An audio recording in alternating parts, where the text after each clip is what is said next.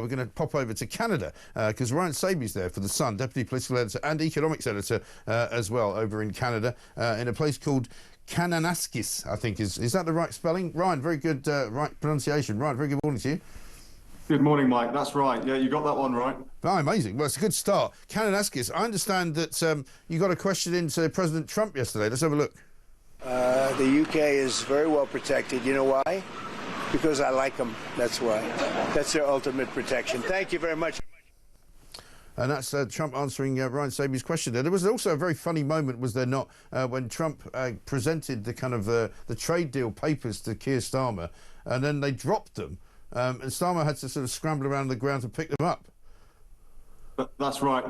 They walked out, and within a few moments, Donald Trump wanted to show off this shiny red folder, open it up and show off the signature that had signed this trade agreement. Then all of a sudden the papers fell on the floor, and it was left to Keir Starmer to actually pick them up. But I thought the other thing that was quite interesting, that when he announced this deal, he said he'd signed it with the European Union, and everyone kind of looked at each other and moved swiftly on. Yes. But, when he dropped those papers, it was the Prime Minister who was there to do the legwork. Yeah, I think we've got the clip now. Let's have a quick look.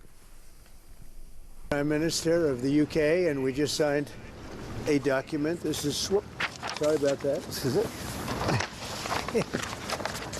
A very important document. Little windy out here. Give me that little.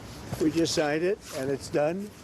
And so we have our trade agreement with the European Union, and it's a fair deal for both.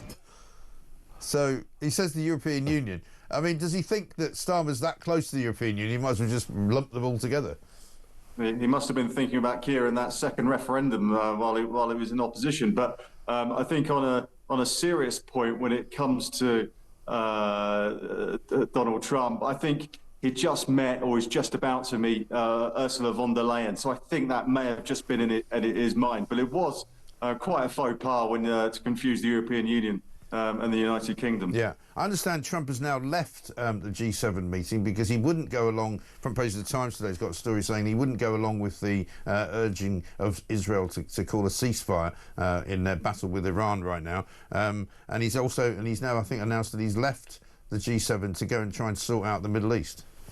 That's right. All G7 members, normally at the end of a G7 or one of these big summits, there's a big communique at the end. But what they have done, all seven sort of the members of the G7 have signed a communique or sort of a statement, really calling for de-escalation in the Middle East. But when Trump left, it did actually catch a lot of people by surprise. There was rumours that he was going straight back to Washington, but he actually did stay for the leaders' dinner. He also did pose for the family photo, and then he's gone back. There have been rumours that he's going to convene the National Security Council in Washington, but they are unconfirmed at the moment, and that would take place in the Situation Room. This is fluid, a very fluid situation, but one of the things he did say before he actually left Canada was that everyone get out of Tehran. So it's, whether he knows something that we don't or we didn't, let's wait and see. Okay. I think we have a little clip of Trump actually announcing that he's leaving. Okay, President, any statement on why you're leaving the G7 early for Washington? Well, I have to be back. Very important. I want to just thank our great host. You did a fantastic job. Thank you in Canada. But you probably see what I see, and I have to be back as soon as I can. I'm going to have dinner with these wonderful leaders, and then I get on the plane. I have to be back early. Have you heard the National Security Council? I loved it. I tell you, I loved it. And I think we got a lot done. Really a lot done.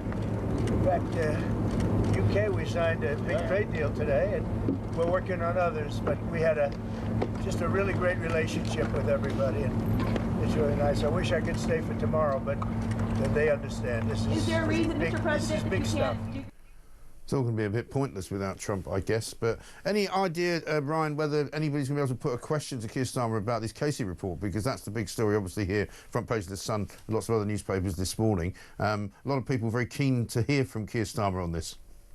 Yeah, no, I think what normally happens during these summits is that the leaders, particularly the Prime Minister and this Prime Minister, like those who've come before him, do sit down with broadcasters. They do talk with print journalists. So I would expect to see something tomorrow or today, where he will actually sit down and talk to them and be held to account. And they'll be on a whole range of issues, whether it's the Middle East, whether it is grooming gangs, or whether it's Ukraine, or why Donald Trump has left the G7 early. So I'd expect a whole array of subjects to be asked. Okay, good stuff. Great to talk to you, Ryan. Good luck. Thank you very much indeed. Deputy Political Editor and Economics Editor there from The Sun over in Canada at the G7. You know, I think Keir Starmer, as you've just said, Peter, because this is a state of emergency, because there should be an emergency, situation, there should be a statement from Keir Starmer. It should have been one yesterday, and there should certainly be one today. If he's going to wait till tomorrow, that'll be yet another sort of weaseling out of something, won't it?